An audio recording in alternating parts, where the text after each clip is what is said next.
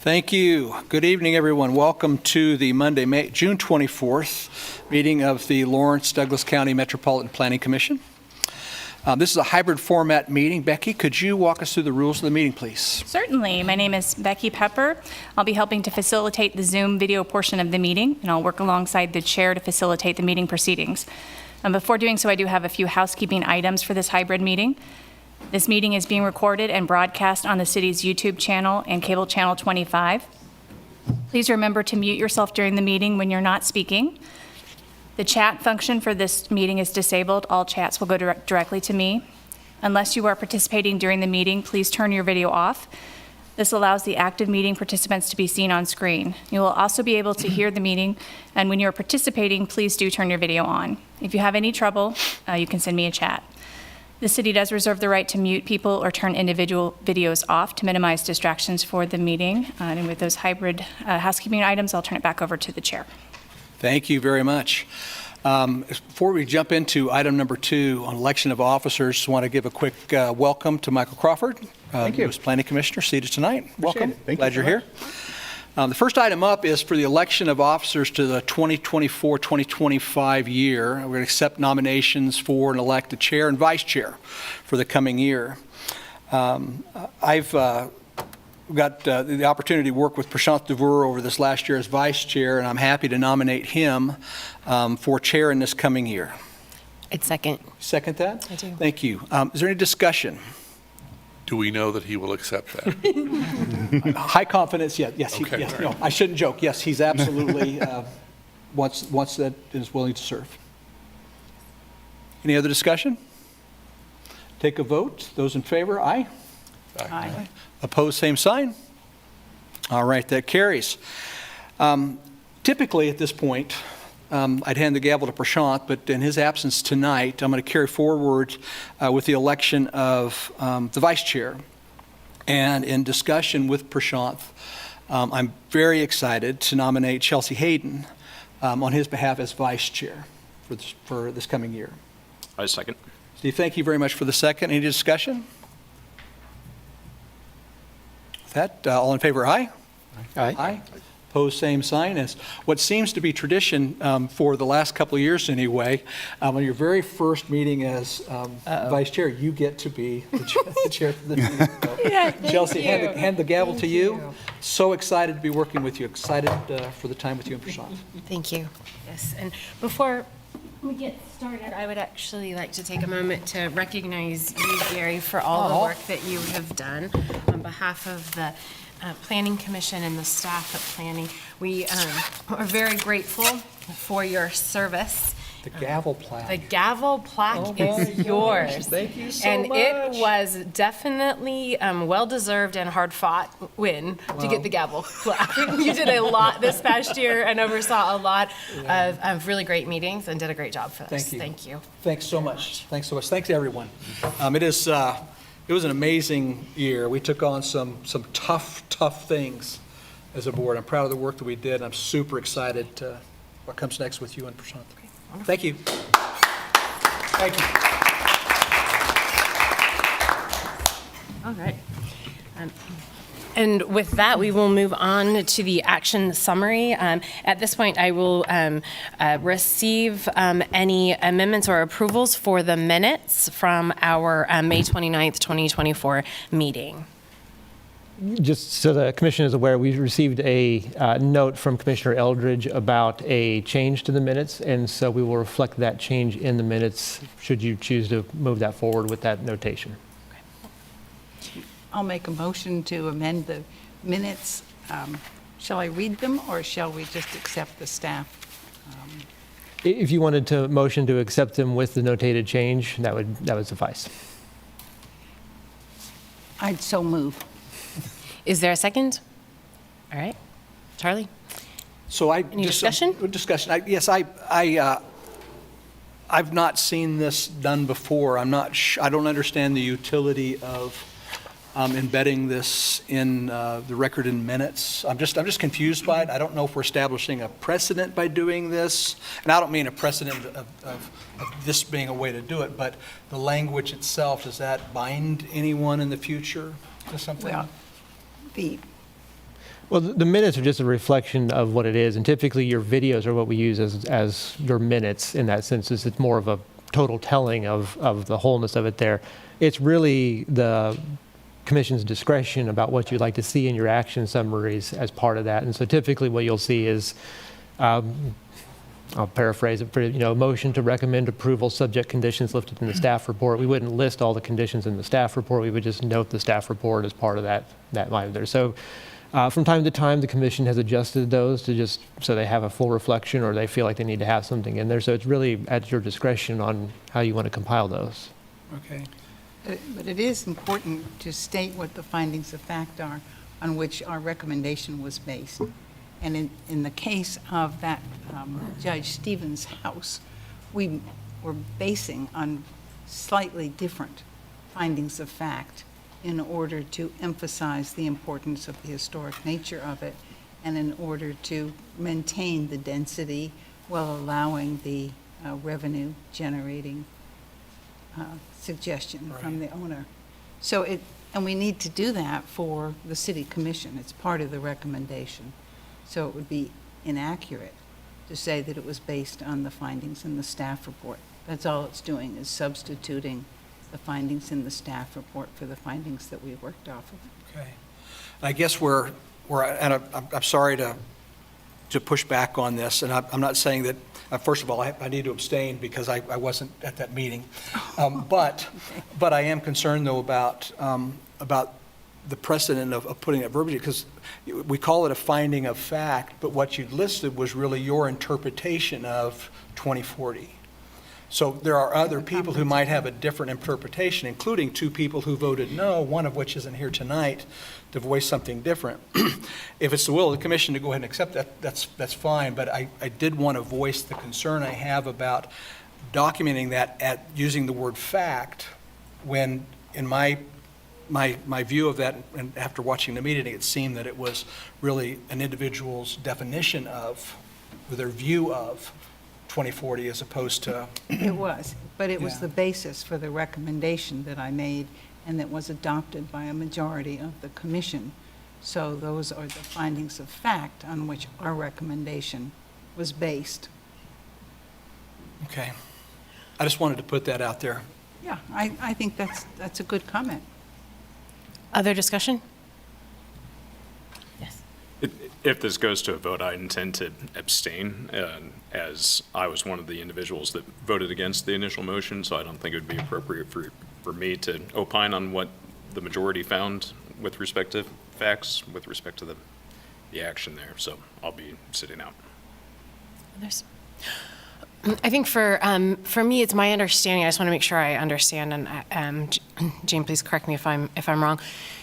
There were finding of facts that were laid out, and we had a large discussion about those, and then we discussed other facts, and you made a motion based on the other facts that you then have presented in this motion, right? And it was your motion on that item was relying upon those findings of fact and incorporated that we were using those for approval, if my memory serves me correct. Is that correct? And I turned to Mr. Crick to make sure that I didn't need to read them again, but that they would be included.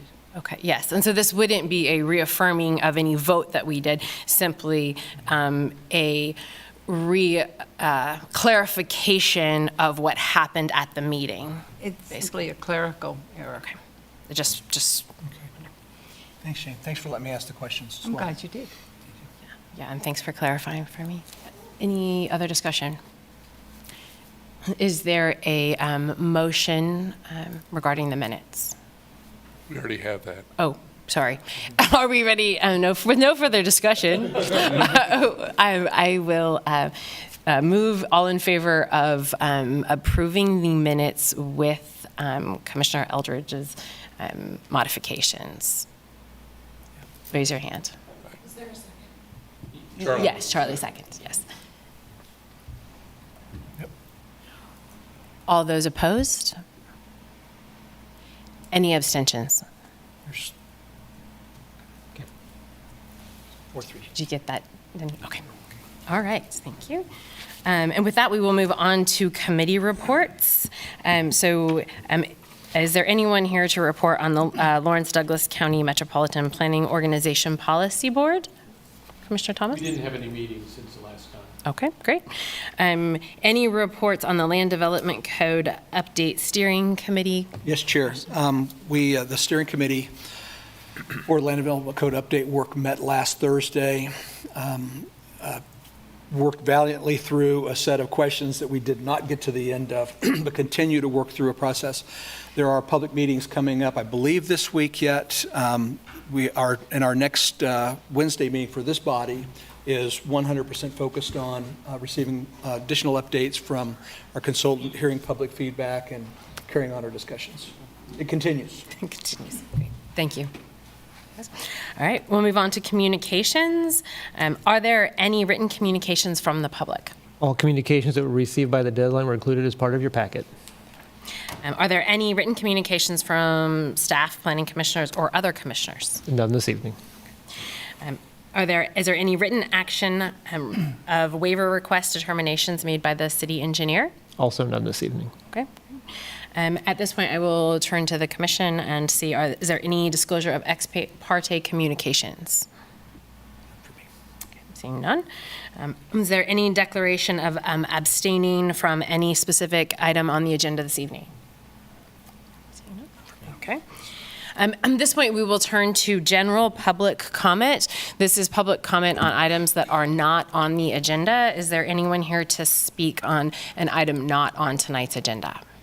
I would just thank everyone for speaking so clearly. I forgot my hearing aids. And I can hear you so clear. I came to the city commission meeting last week with my hearing aids and I couldn't hear a thing. So thank you for speaking up. It's only because I am brand new and scared to death, so I'm going slow and speaking very clearly and reading. Yes, thank you. Anyone on Zoom? Becky? I'm not seeing anyone on Zoom. Okay, thank you. All right, at this time, we will turn to our regular agenda. It has come to my attention, Jeff, are we still wanting to rearrange? No, the applicants are all here. We can follow the agenda to order. Okay, in that case, then we will move to agenda item number 1, which is to consider a request to extend a conditional use permit, CUP 24-1001, for a private airstrip located at 1222 North 200 Road. Drew will be the planner on this. Good evening, Commissioners. As mentioned, this is a CUP in the county. The address is 1222 North 200 Road, and the use is for a private airstrip. Just a little bit history on this property and the conditional use permit. This private airstrip was originally constructed in 2000. It was granted a 5-year extension in 2005, and then it was reapplied for in 2010 and approved. It expired in 2020. This is one of the projects that the Douglas County Zoning and Codes Office has been working to get inventory of their CUPs to know which ones have expired and which ones needed to be reapplied for. This was found as one of them that needed to be reapplied for, so thus this is why it is coming forward. It existed throughout the period from 2000 till now with no issues in the county. So now I will do a quick rundown of the criteria that we review for conditional use permits. Criteria number 1 is the compliance with provisions in the code. The standards for private use airstrips are pretty much strictly based on the Federal Aviation Administration, the FAA. So we forwarded this project to our local FFA project reviewer, and they had no comments. They said it was approved. Since it's been in good standing, they didn't have anything they needed to change. Criteria number 2 is the compatibility with zoning and land uses nearby. With private use airstrips, they're usually associated with agriculture uses, and agricultural and residential uses are all nearby. This has existed, again, for 20 years, and there are no proposed changes with this site. Criteria number 3 is compatibility of the character of the area. This private airstrip is a significant distance away from any of the nearby residences, therefore disruption should be minimal, and there hasn't been any comment from the neighbors being opposed to this renewal. Number 4 is the suitability of the property. Since the runway is a grass strip, there is no impact on the future agricultural land use. If this was abandoned at any time, land use could still be agricultural. Criteria number 5 is any significant impacts on the environment. Noise could be a consideration for this use, but there have been no complaints or comments made, so that would pretty much just be up to the commission if they wanted to put any conditions regarding noise level or hours of operation. Criteria number 6 is the impact on community facilities. There are no interpreted impacts since this is a fully private use. The site would be strictly for the applicant only.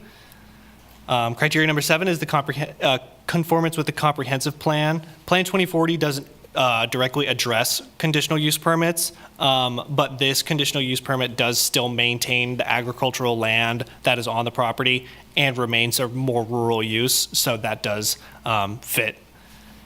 And then criteria number 8 is the limiting time allowed for the CUP to last. Staff is recommending a 10-year limit for the CUP with a Douglas County staff review in 5 years. 10 years allows any new CUP review to happen in case new structures are built or the land use changes where a new review would be necessary. So staff is recommending approval of this conditional use permit. The provided conditions from staff are, number 1, that they maintain all applicable certifications with the FAA. Number 2 is the landing field shall not be used for any commercial uses.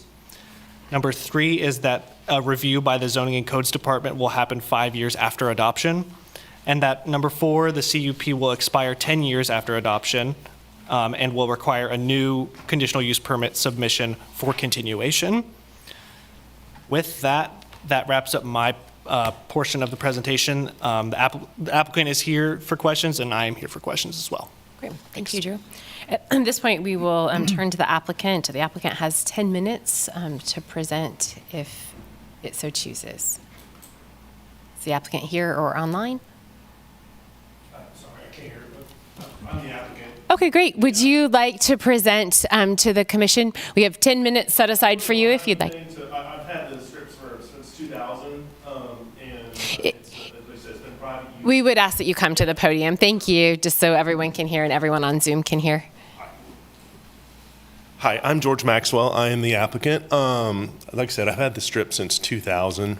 It's been private use, daytime only. Probably 3 times, 4 times a month is all it's used, and it's just by me. So I didn't realize that it expired, and then 2020, I was like, I got this letter in the mail. I was like, oh, I thought I had 15 years, and it was only 10. But so now everything is still maintained with the FAA. It's listed on all the aeronautical charts in the area. So if you guys have any questions for me, I really don't have a presentation, but. That's great. That's fine. Thank you. We will come back to you if we have any questions. All right. Thank you. Thank you. I do have a question for him. Well, I think first we'll turn to public comment, and then when we bring it back, we'll ask questions of the applicant if that's okay. Is there anyone here to speak on this issue? Is there anyone on Zoom, Becky? No, I'm not seeing anyone online. Okay, at this point, I'll bring it back to the commission for discussion. And Commissioner Eldredge, would you like to start with a question for the applicant? I have one.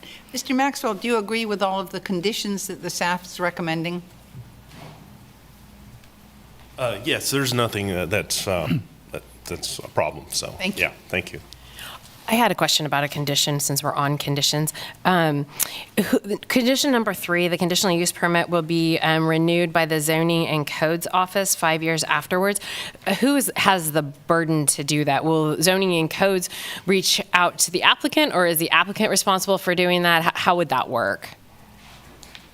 So the way that those work usually is the zoning and code staff will reach out to the property owner or the applicant and essentially establish a time for them to come to the property to make sure that it is in compliance with the CUP that was proposed. So essentially, it would work. They would work together. They would reach out to them and say when is a good time to come and inspect this. And so basically, it would be kind of just their normal code case reviews, something like that. Okay. So the burden is not necessarily on the applicant No. to do that. Okay, great. Thank you. Any other questions for the applicant or other discussion points? Yes.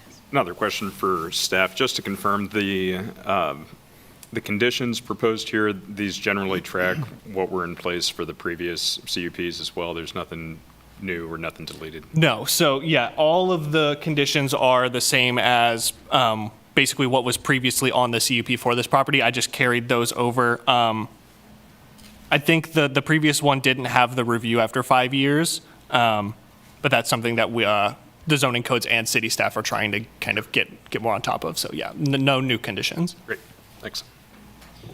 Other discussion, questions? Seeing none of, all right, great. My view on this is that with FAA approval, it meets all the CUP criteria. It's got almost a quarter century, 25 years of positive history to support the application.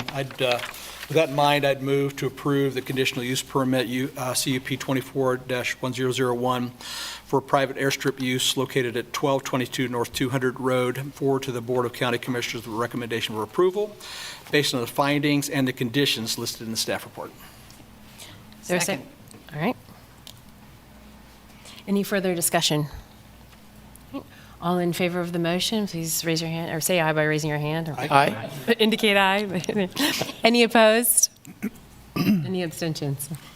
All right, with that, the motion passes. Okay. We will move on to agenda item number 2. And I may have forgot to mention beforehand, we will have the staff report, and then we will have a presentation by the applicant. The applicant will have 10 minutes to speak, and we'll open it up for public comment. Applicant will have 5 minutes to respond to public comment, and then we'll bring it back to the commission for questions and discussion. Drew? Good evening.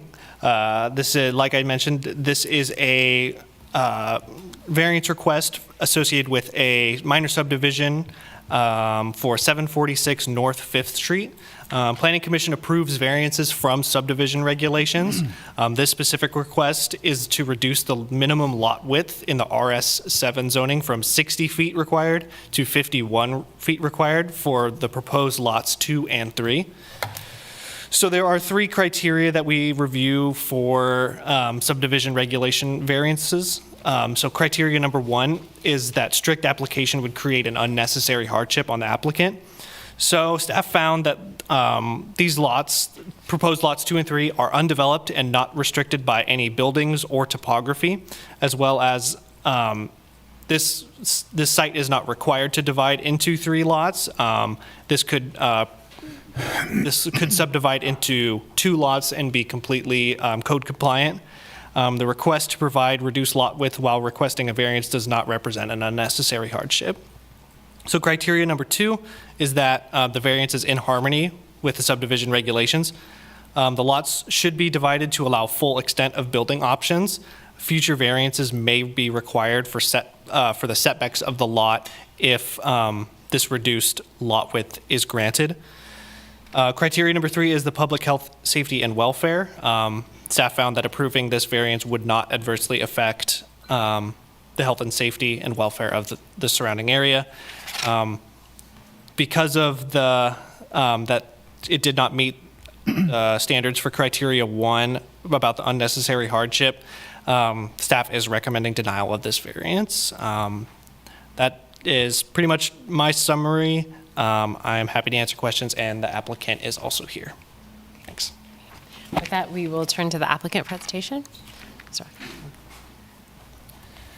Chair Hayden and commissioners, my name is Patrick Watkins. I'm an attorney here in town. I'm here on behalf of Trainer Investments. We've got Connor Trainer here and Mike Trainer. They had Jess Knoll with Land Plan on their team. And also here is Robin Gingrich and Tom Mersman. They're the buyers of the house on one of these properties. Appreciate the staff's time on this. They have a job to do. It's a hard job at times, interpreting a code that can be difficult to understand and sometimes kind of unreasonable, is what I would say. And this is a unique request. It's part of what I would call an admirable project. I'd like to just pull up the agenda item so I can see the plat and we can all look at it together. I appreciate the brevity too. Yeah. It did a good job of keeping it simple and quick, and I'll try and do the same. But you'll hear from Connor about the proposed uses here on these extra 2 lots. And you'll hear from Robin and Tom about their circumstances. But the request here is to reduce the lot frontage width from a 60-foot minimum to 51 feet for those 2 lots that have vacant ground, Lot 2 and Lot 3. It's not overly complicated, and I think it's a minor request in the sense that it's not much. I mean, we're talking about just over 10% of the lots. And I think we should talk a little bit about the circumstances that are unique to these properties. These are irregular parcels. This is a part of North Lawrence that is outside the original plat of the city. You may have seen the old plat drawing. It shows downtown Mass, South Park, and the grid system that goes around the downtown area. It's very orderly and repetitive. This area is kind of like in an area where I live in East Lawrence. It's just beyond the town plat, and there aren't alleys, and it's unusual and irregular. And you get a lot of irregularly shaped lots. Some of them are huge. Some of them are quite small. But with the original town site, you had 50-foot lot sizes. They would be non-compliant now in this particular zoning district. So we have a little bit of nonconformity there. A lot of the lots just a block away or 2 blocks away are really small, much smaller than even what we're proposing here. This is sort of no man's land. There's some strange easements. Utilities are kind of a mixture. And it really only became non-conforming after it was originally platted in the 1920s. We've applied new versions of the code, and we're about to do so again. That new version of the code, interestingly, is drafted to call for 40-foot lot widths. So this is not going to be a problem in a few months. We have some pending issues and exercises that we have to go through, and I can talk about those in a few minutes. The parcel is also L-shaped, right? And it's kind of an irregular L where most of the unused land is around the corner from the house. I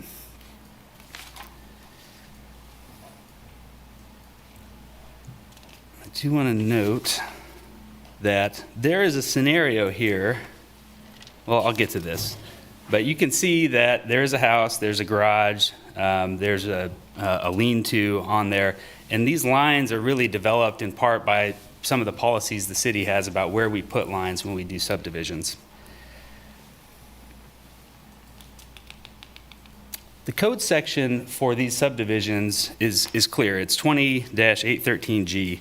Planning Commission has the authority to grant a variance of the type that we're requesting, a variance to reduce the minimum lot size from 60 to 51 feet. Staff has noted that they believe one of the conditions for these variances has not been met. This is the hardship variance, or the hardship element. And so we'll focus our time on that. The city has a definition for when a hardship exists, and you guys have probably heard it. There's 3 scenarios under which a hardship can exist under the city's definition. And I think there's another story about why the city has this definition that's pretty unique to Lawrence and above and beyond the standard that anywhere else in the state applies to area variances. But the city's definition says that a hardship exists if the application of the city's regulations, when viewing the property and its environment, are arbitrary and capricious. An arbitrary and capricious interference with the rights of ownership. There's 2 other ways that a hardship could exist. If convincing proof exists that it's impossible to use the property for a conforming use, or the third is that sufficient factors exist that would deprive the owner of property without compensation. So that's the definition that the city applies to hardship. The city also has a requirement that hardship cannot mean mere financial loss or mere financial loss. In this case, we think it's the first element the first definition of hardship that has been met in this case. How are the city's regulations arbitrary and capricious? And I think there's two ways that we can show it just within this platting exercise. The west property line, where the house faces out on, originally platted with, sometime in the past, that original frontage is not 60 feet. But we're not going to require a variance for that, right? It's something less. It's in the 50s. When I measured it with my online tool, it said 56. But that's a perfect indication that we're applying the rules in some places, but not in others. There's another indication that this is arbitrary. If the lot line for these two vacant lots was pushed 18 feet to the west, closer to the house, the garage is bulldozed, you could get a code-compliant 3 lots in there. The intentions of the subdivision could be met, but we'd end up with irregularly shaped lots again, which doesn't really help everyone, but the intentions could be met, and it could be fulfilled. So I think those are two examples of how these code requirements are meant for standard lot sizes, grid system. It's not necessarily meant for the no man's land of Far East Lawrence or North Lawrence, where we have a whole range of things going on. If you look at the interactive map, you get a good indication of what's going on in some of these areas just beyond the original town site. The staff report has some things noted about the second and third elements of a variance, and because they're not technically needing to be contested here, I won't dwell on them too much, but we have other things to say about whether this is a good project and worthy of a variance. I'll suffice, or I guess I'll summarize by saying that this is a unique set of circumstances in North Lawrence. You guys have a difficult job to do. We appreciate your time and consideration on it. We have a lot of goals as a community that you guys have to oversee and really help certain projects that need it. We aren't aware of any opposition in this particular case, and your commission has the authority to grant the variance that's being requested here. The findings that you would have to make to do so are simple. Based on the conditions of this case and the configuration of the lot, an unnecessary hardship exists. That's what has to be said in order to allow this type of subdivision to happen. The competing factors as a community that we think about when we draft new development codes or apply the code to existing circumstances are broad. We have housing issues, deep housing issues. We have affordability issues. These things strike right at the core of what's trying to be done on underutilized properties like this one in North Lawrence. So it's important that you all keep those things in mind as you make decisions like this. We think that the code allows it. We think that the definition of unnecessary hardship allows it. We think that you have the authority to grant the variance in this case. I'll let Robin say a couple words. I'll let Connor say a couple words. But if you have any questions for me, let me know. You come up, Robin.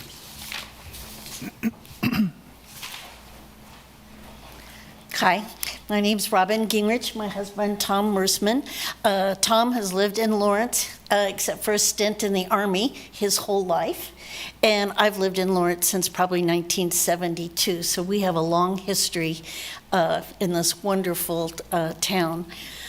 We have lived in North Lawrence for over 30 years on Locust Street, and we recently sold our house and were able to find the house in question at 746 North 5th Street. I'm getting used to that address. I'm sorry.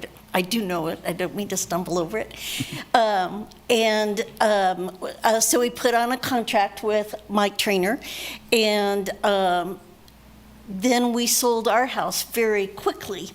And so we needed a place to stay. And since we were going to plan to buy the house from Mike, he graciously allowed us to go ahead and move in and rent from him until we could have our closing date. This issue that came up then postponed our closing date once, and it looks like it's going to postpone it again. And so just at our level, that's just a little bit frustrating. We appreciate Mike letting us live there, but we'd rather own it. And we have no problem with the ideas that Connor is presenting for the property behind us. We think it's a good idea. It's a great neighborhood, and we think it's a variance that warrants your support. Thanks. And at this point, the applicant's time has run, but without objection, we'll give you a couple minutes, Connor, to address the Planning Commission. Thank you, Chelsea. I just want to talk about briefly what we plan to do with the two lots.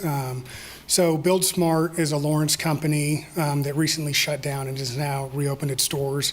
My business partner and I have a controlling interest in it now, and the goal of Build Smart is to develop high-performance, highly sustainable modular building components, foundation and exterior wall systems. And we want to develop them to be able to build in all parts of the state, rural Kansas, and develop affordable, efficient, and energy-efficient housing. So we plan to use these lots as two of our first prototypes. We would like to get to passive house level. We can't promise that we will, but that's our goal. And we want them to be 3-bedroom homes.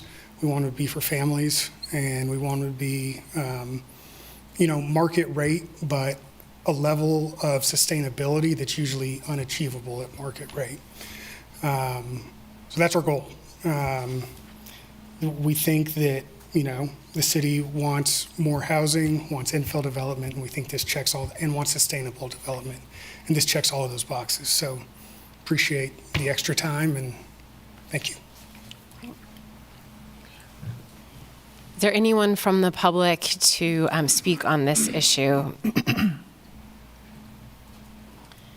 See no one in the room. Becky, is there anyone online? No, I'm not seeing anyone online. All right.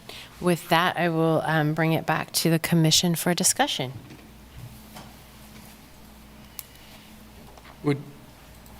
Would you tell me a little bit more about sustainability at market rate, what that means? So we prefabricate our wall panels. We build them in our facility in North Lawrence. We do all of the air sealing. We use continuous exterior insulation. So the thermal envelope and the air barriers are applied in a factory setting at a level that they can't be outdoors when it's stick built in place. And with the skyrocketing and really scarce labor force right now in the construction industry, if we can do 85% of the work in the factory and bring it to the site and do the last 15%, then we think that's how we deliver on that goal. Did I Sustainability meaning you're going to build it off-site? What? Sustainability as in a building that uses less energy than a typical building. We would like to get it to passive house is a European rating standard that there's now a passive house US, but the passive part of it is, you would like, it's very similar to net zero, that you would like the building to create as much energy as it uses, even if you can't get to that level with solar power or other forms of alternate power generation. And with such a highly insulated exterior envelope, that's a reality. So it's something that's achievable. Okay. But it's very hard to do with traditional building techniques. Any other discussion? Yes, Jane. I have a question for Mr. Bilby. And what is your response to Mr. Watkins' definition of unnecessary hardship? Did you look at that arbitrary and capricious definition, and did you have any response to it? Yes. And so when talking about arbitrary and capricious, I think with this lot, being that they are creating brand new lots, they need to be fully code compliant. Creating lots that automatically need variances would not, I don't think, staff doesn't think that raises it to be arbitrary and capricious. And presently, there is a plat for this area, the property, and it's a 2-lot plat? Is that, No, so it's the. just one lot? Yes, so there was some confusion in the beginning of this project. There was a plat that looks very similar to this one now, the proposed one, but it was never signed. And so it basically got recorded and it's not valid. So the actual valid one is the one that's reflected now of that full L shape of just one lot. And so on this one lot, it could be divided into 2 lots that would both meet the requirements in terms of size and particularly frontage. Is that correct? Yes, that's correct. If they divided it into 2 lots, they would both be fully code compliant. And on the second lot, they could build 2 detached houses Yes, as a matter of right? Yes, the second structure would be an accessory dwelling unit. Didn't we modify that to allow 2 detached units?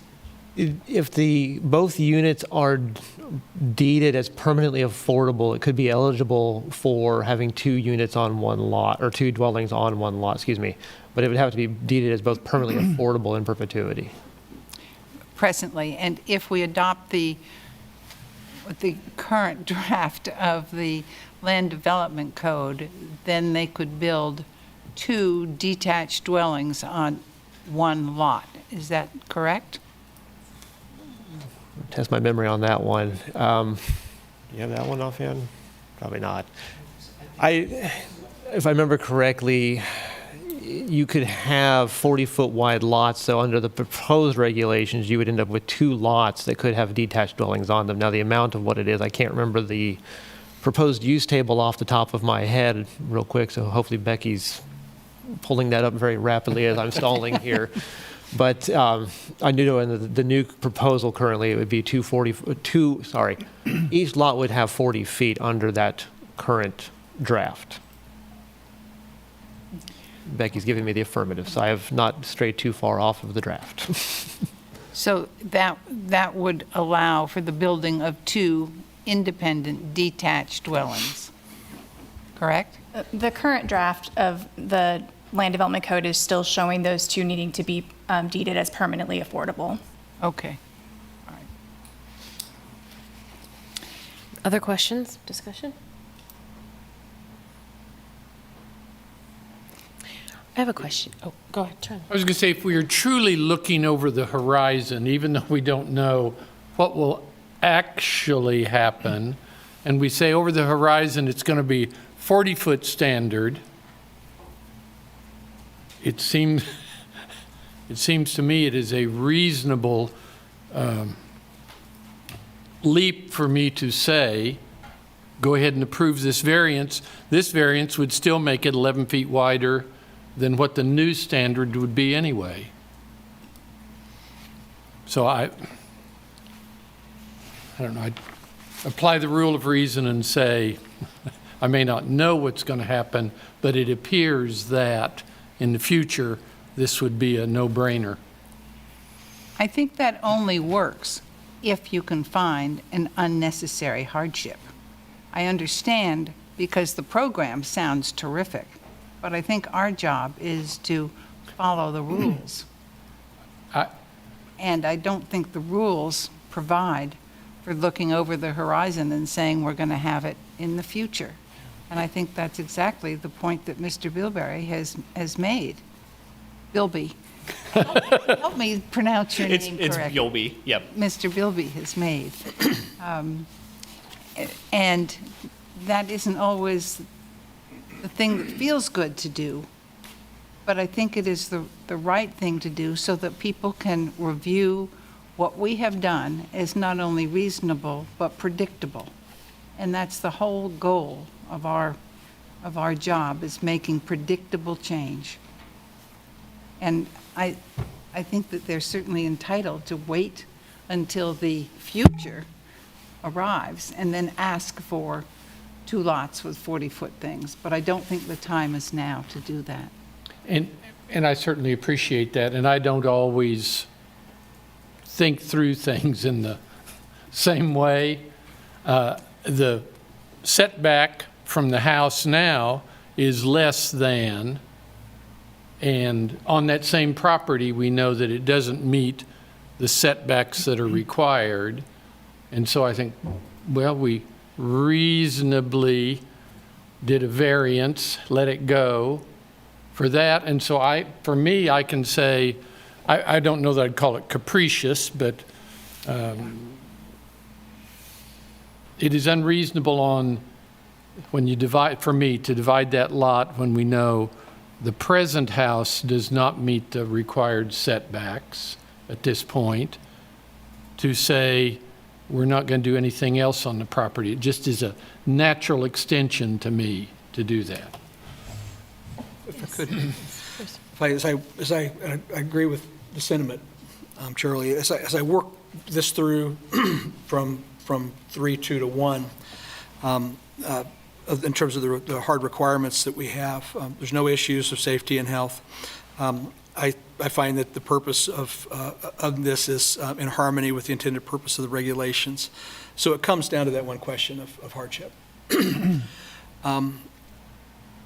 And I understand where the applicant's coming from when they talk about this being arbitrary. And Drew, I do understand, I think I do understand and respect your thought to say this is unique in that it is creating new lots, so a standard might apply differently to that or uniquely to that. That said, as Charlie points out, this existing lot is already beneath that. As I look at the map around that, I see lots of all different sizes. And I look at what's going to be remaining from this really uniquely shaped lot inside of this neighborhood full of uniquely shaped lots. And to me, it seems arbitrary to say, in this one case, I'm going to say we need to be uniform and consistent, when every single thing else around it seems to lack that.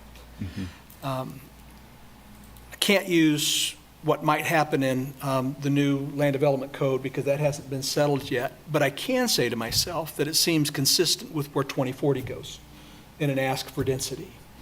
And an ask for an ability to do things uniquely, and an ask to create an environment that might help produce lower cost housing, lower the cost of housing for the people that are around it. So in my mind, it meets those things, and in my view, the measure of hardship is met in this specific case. I might not say it in other examples, but in this case, I feel that it is somewhat arbitrary. That's just one guy's opinion. Others?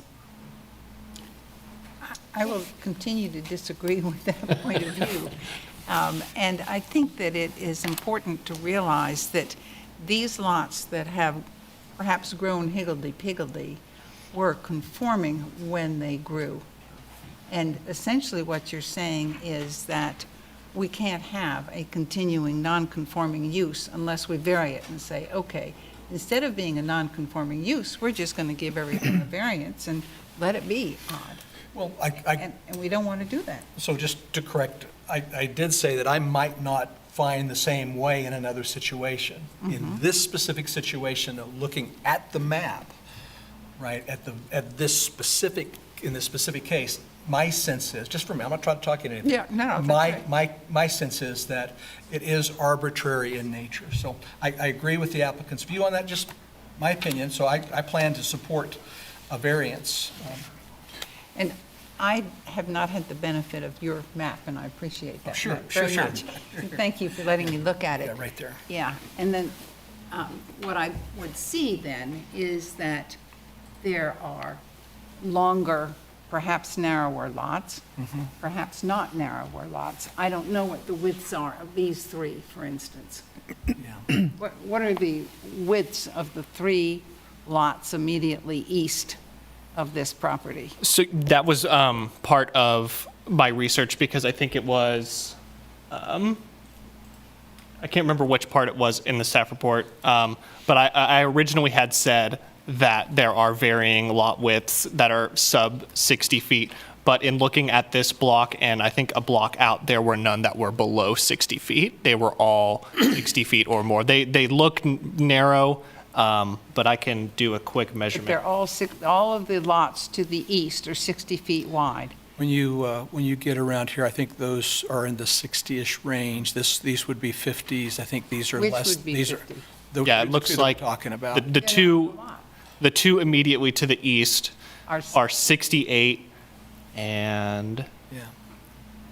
And the lots immediately north all appear to be 60 or greater. yes. Can you put that up so we can all see it? I think that would be helpful. No, okay.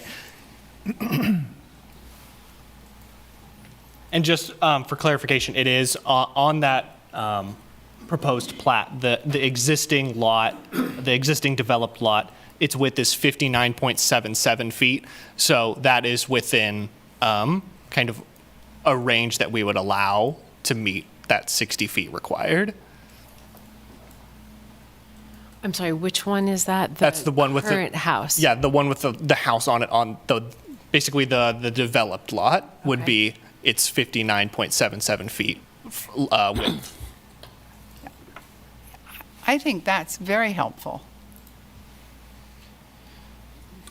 And Commissioners, if I may, I've lost track of what lot we were measuring. My apologies. Oh, just pick one. It's the ones to the east. One's to the east, thank you.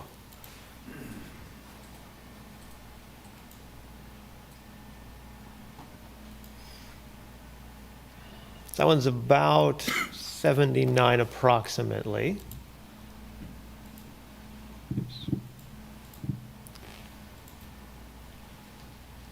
Stage, sorry about that. I'm not good on measuring on the stage here.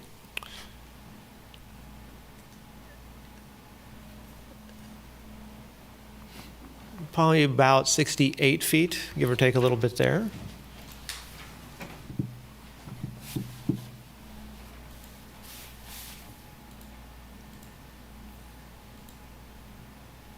That one's about approximately 70 feet.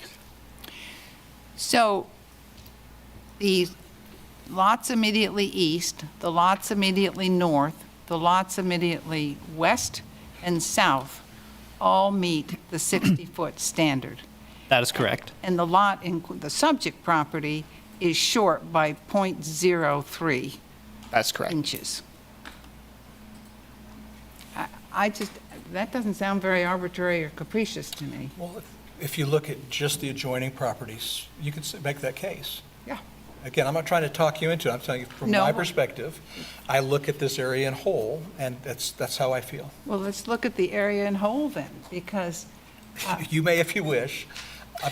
I think that would be great if we could have a map that shows some of the area in whole, because I do believe, I could be wrong, but tell me if I'm wrong, I do believe there are some that are more in the 40 range, are there not?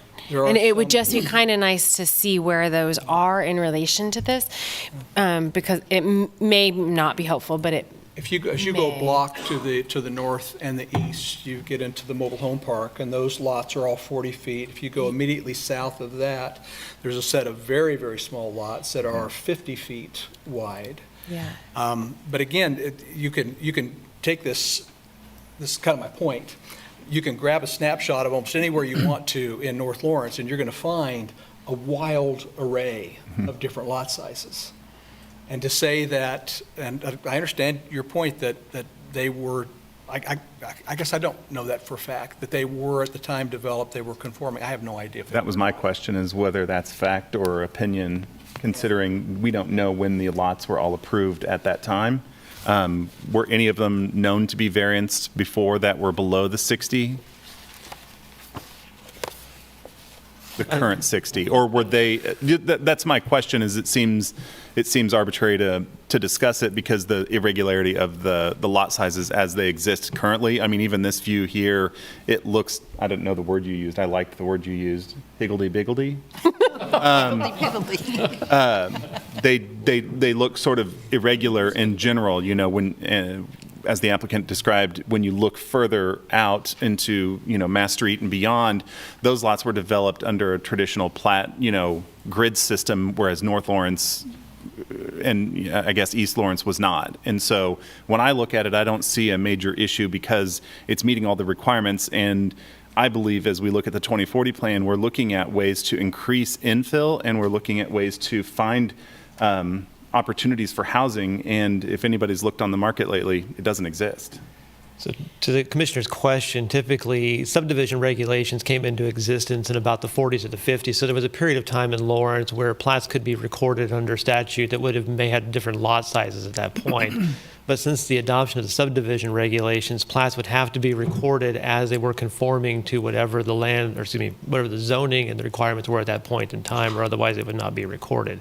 So the question is are they conforming or non-conforming is almost a question for every lot to go through and say, what was the record, or what was at that point in time that would have been recorded as part of that record? And that can be a part-by-part analysis. And as Drew noted in there, there's also things that have been recorded at the Register of Deeds that were recorded, but they're not legal. And so the question then becomes what is the document of holding that has the stature of it versus what was filed at the Register of Deeds and included in a file but didn't require the signatures that have on there. So there are parts of Lawrence that have plat documents that are not actually plats. So you have to do a little bit of the research to go through the detail on those. So but as far as I'm aware, if a lot was recorded and there was subdivision regulations, it would have conformed with the regulations at that time. I think to add to that, and I do a lot of land use work, and I know Commissioner Eldredge, you are familiar with it. Sometimes we're platting properties because they were in existence and they were never platted. Some of these properties go further back. We know that one of the plats that applies to this area was in 1927, when the lot widths were required to only be 40 feet wide. Part of this exercise is, we have changing requirements and goals and competing interests as a community, and we're stuck in between right now. We're on a code that's clunky and not great for areas like this. Hopefully going to improve it to meet our current intentions for our code. But from our perspective, these areas need help. You can't develop in them very easily. And some of these houses may have existed before platting was there. Mm-hmm. So it's very common for me to end up doing land use work in these non-conforming parts of town because you have to get variances. Yep. You have to find some creative way to get through. In this circumstance, another competing interest here, and I mentioned it before, is that we could get 2 lots out of this, but we would end up with a strange lot configuration. I'm sorry, 3 lots out of this, but we'd end up with even stranger lot configuration. We don't want that. We want to find some simplicity in this. We want 3 lots out of it because we think that's what's right here. And we think, to your credit, you have a great staff that follows the code and gives you the option at times. And it is your option. They aren't vested with the authority that you are in many respects. That's why we have your board here, to be able to make tough decisions like this. They're complying with what they know the code to be. I think it's an unreasonably high standard, and I've got good reason for that. That's another discussion.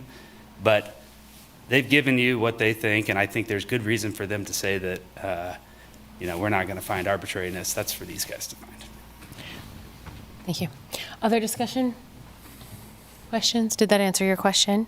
Yeah, absolutely. Yeah, I assumed that was the answer. I just wanted to throw it out there because it was a statement that I didn't know the answer to. Others? I have a question, Drew, for you.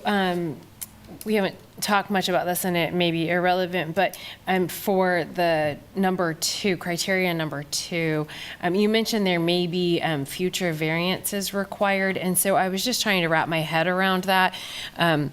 Is this a situation where by allowing the smaller lot size, we're then opening up a can of worms where in order to build on this, there'll be a lot of variances that are needed? Or is this a situation where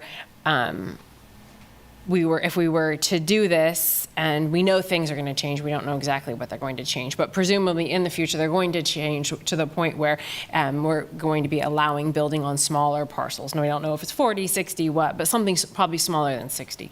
Would this then not be a problem under something that allowed building on a smaller lot? Or would the variances currently applicable at this stage continue to run with this piece of property? I think, this is very much, I had we have to look at the current code with this. Yes. And so this is tracking along with the current code. And so variances, they wouldn't be necessary, but they could come up if this, if our code, our dimensional standards are followed, this lot would be not a lot, 9 feet less wide than usual. And so a builder might want more room to work with. Thus, they would seek a setback variance from the Board of Zoning Appeals. That was pretty much the intention of mentioning that, was just looking forward, and the idea of it being in harmony with the regulations. Part of that would be granting this variance could then possibly set up more variances down the line, which might not be in harmony with essentially setting up a lot to require more variances than a code compliant lot would be. But like you said, going forward with the new code, they might not need as many or any variances, but obviously we can't review it with the draft code. Yes. But this decision would not mean that they have filed something where the current code will now continue to govern the buildings on these lots. And so with this draft code, when they would, if this variance was approved and they went forward and they were constructing and they decided some of these the dimensions from our old code are too restrictive, we allow them to kind of split the line, new code, old code, whichever they want. Okay. And so if that new code comes out and is more permissive, they can go with that. Great, thank you. Just to add to that a little bit, it's important to note that this is a plat variance and not a structure variance. So it does not affect the setbacks of the property. It would run with the property, but it runs with the plat. Right. So this would not affect setbacks or dimensional standards that would be applicable. So any of those that would come up in either this code or any future new code would still be applicable to full at that point. But if the new code came in and if it was 40 feet, this variance would just become an irrelevant artifact. It would still be with the plat because the plat would be non-conforming to the plat of the time. So it would still not comply with today's code. And so the question really before the board is does this conform to today's code? And that's what that variance would still be recorded to the plat because it did not conform to that standard. Is Randy on? No, he's not with us today. Okay. I'm just I always struggle with variances because of the unnecessary hardship aspect of it and trying to wrap my head around what kinds of things we can consider for undue or unnecessary hardship. And I know we can't look at just financial, but I'm trying to think about in my head compliance with the comprehensive plan and the other things that we as a community are saying that we want, which this, I think, project does. So I'm just trying to balance in my head. I don't want to go too far legally and consider things I shouldn't be considering. So that's why I was asking. So if anybody has any enlightening information on that, I would appreciate it. I can probably give you some guidance. In a previous life, I used to work for the Board of Zoning Appeals here many years ago.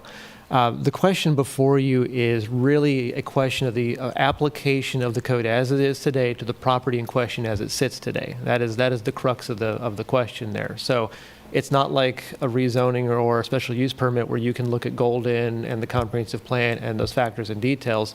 It is a question of does this meet the 3 criteria that were outlined in the subdivision regulations, and if any one of those you find does not return a yes answer there, then you're not obligated to don't give the variance in that sense, because it has to be all 3 of those must be met to grant the variance. So it's really a question of is the code today, as it has been approved by the city commission, fit the context of the property as it sits today? And I hope that kind of gives. Yeah, I still am trying to figure that one factor, right? It's the unnecessary hardship and trying to figure out if this is arbitrary and capricious, the kinds of things that we can consider that would be non-financial aspects of it being arbitrary and capricious. I'm just floating that around in my head. Yeah, typically when you talk about stuff with the variances, when you get into those, it can vary, and there's a little bit of that to it, but it's really is there a situation that is uniquely applicable to the property that other properties don't have or don't have a context to, that makes this one stand out. And what a variance is intended to do is equalize the rights and the process through the variance. And so if there is a property that is so higgledy-piggledy, that it would not allow for something to occur, the variance is what would allow that equalization of it so the property could be put to use and have the same as if it didn't have that other condition that maybe another parcel doesn't have. Thank you. Any further discussion? Seeing none, I'll look for a motion. I've made it clear that I would support a variance, and if I could try that, and we'll see where the board is. I would move that we approve the variance requested for the minor subdivision plat 24-1004 to reduce the required lot width to 51 feet of proposed lots 2 and 3 Wiley Wilson addition as shown in the proposed plat. Is there a second? Commissioner Thomas? Further discussion?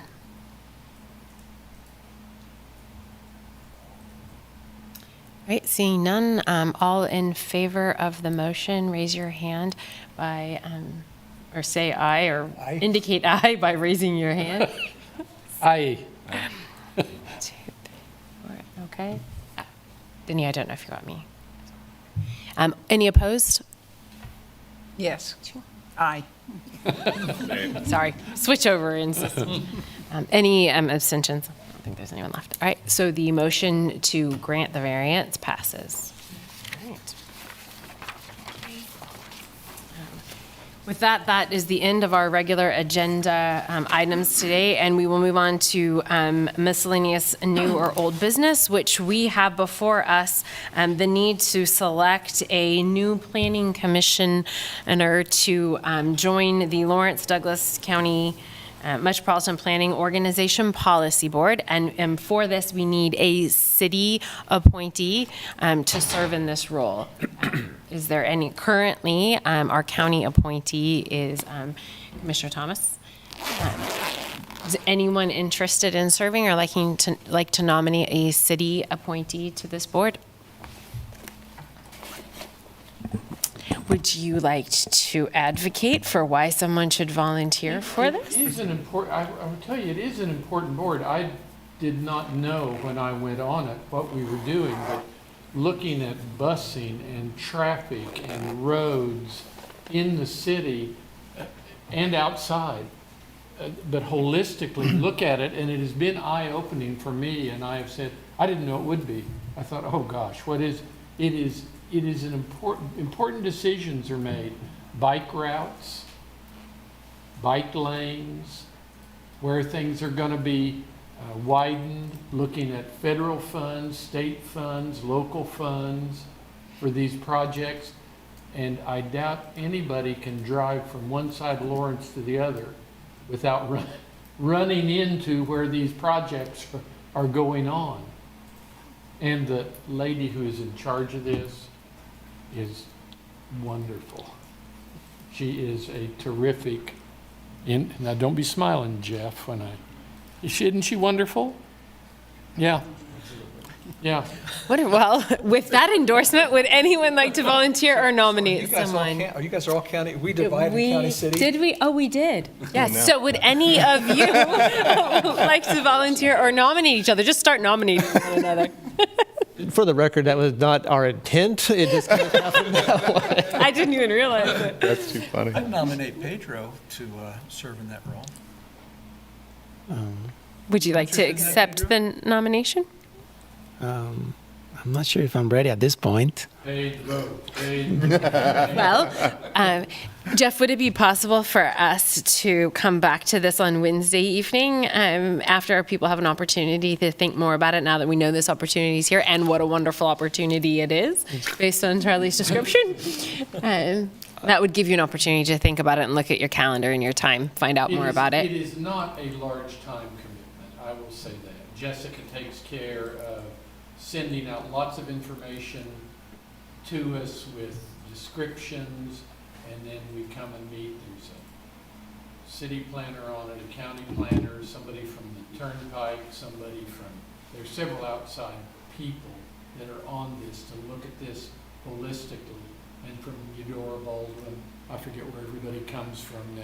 All municipalities, the county, federal DOT, state DOT, actually a couple state DOT people. So it is a true regional look at transportation for our community. Yeah. You convinced yet? Nope. Okay. And if I guess since I'm getting here, is we can roll that to the Wednesday meeting if that would be the interest of the chair. I think that that would be good, and we could also reach out to I guess only to one of the commissioners who's not here tonight to see if she would also be interested, a city Our lone appointee. cyclist, not our lone cyclist, cyclist. Yes, she may be interested. We will carry this forward to your Wednesday other old business. David was a cyclist, by the way, and so he gave a lot of input and asked a lot of questions. And asked a lot of questions that helped us look at the total picture. Yeah, great. Okay, well, we will move that to Wednesday evening, and now I will take a motion to recess until Wednesday. So moved. Right, second? Second. Second. All right. All in favor? Aye. Aye. Any opposed? Motion granted. We're in recess. Well done, well done. Sorry about the aye. We did in favor.